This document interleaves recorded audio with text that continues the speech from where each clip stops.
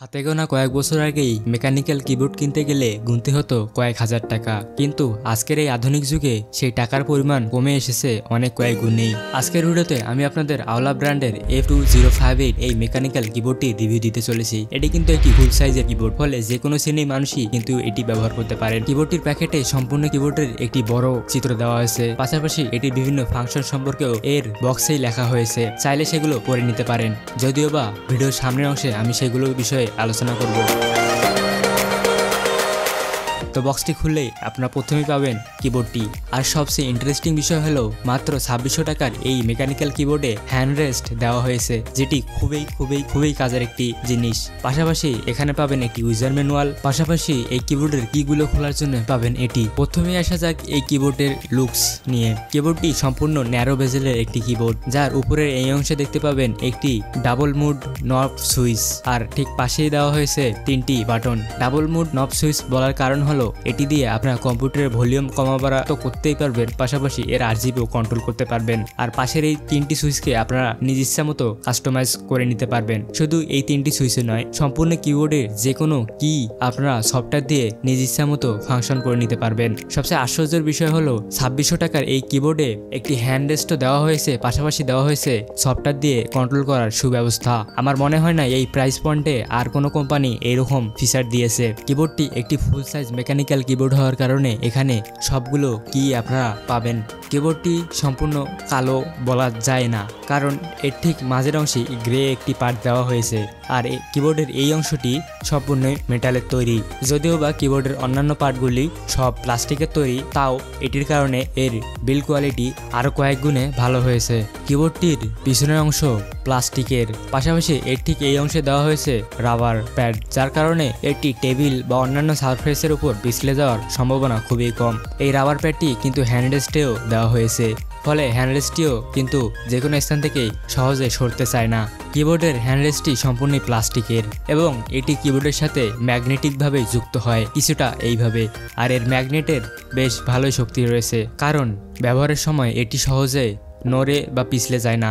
হ্যান্ডরেস্টের উপরের অংশে ভালো গ্রিপ পাওয়ার জন্য এখানে ডট কিছু টেক্সচার তৈরি করা হয়েছে। কিবোর্ডটিতে দেওয়া হয়েছে প্রায় 1.6 মিটারের একটি ব্রেডেড কেবল, এবং এর যে মেইল USB কানেক্টরটি রয়েছে সেটির কোয়ালিটিও কিন্তু বেশ ভালো, এবং এর এই অংশে আওলার ব্র্যান্ডিং দেওয়া হয়েছে। তারগুলো ব্রেডেড হওয়ার কারণে খুব সহজেই এটি ছিঁড়ে যাওয়া বা ফেটে যাওয়ার সম্ভাবনা থাকে না।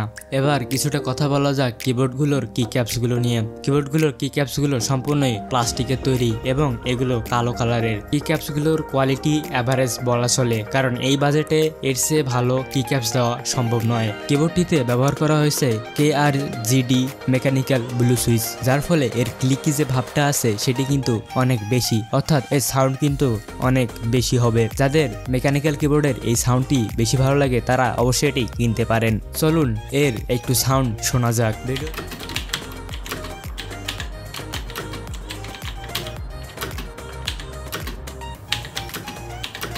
ভিডিওতে কিবোর্ডে যে সাউন্ডটি শুনতে পেলেন সেটিতে কিন্তু কোনো এডিটই করা হয়নি, তবে আপনারা মাইক্রোফোন যে সাউন্ডটি শুনতে পাচ্ছেন সেটি কিন্তু বাস্তবের সাথে সম্পূর্ণ মিলে যাবে তা নয়, এটি কিন্তু বাস্তবে শুনতে আরও ভালো লাগে।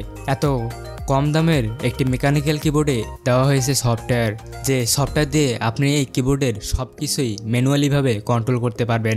এই কিবোর্ডটিতে দেওয়া হয়েছে 22টির মতো RGB ইফেক্ট, যেটি এই দামে খুবই রেয়ার। চলুন কয়েকটি RGB ইফেক্ট দেখা যাক।